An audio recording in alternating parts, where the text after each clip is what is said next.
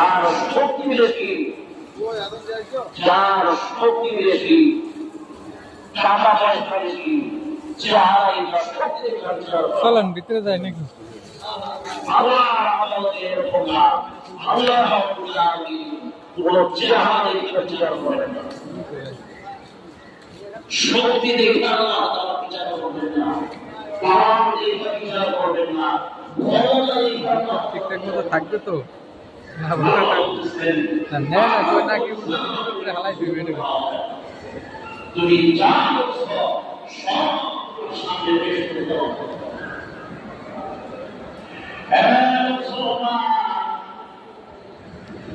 এই আমাদের ইনশাআল্লাহ একটা মানুষ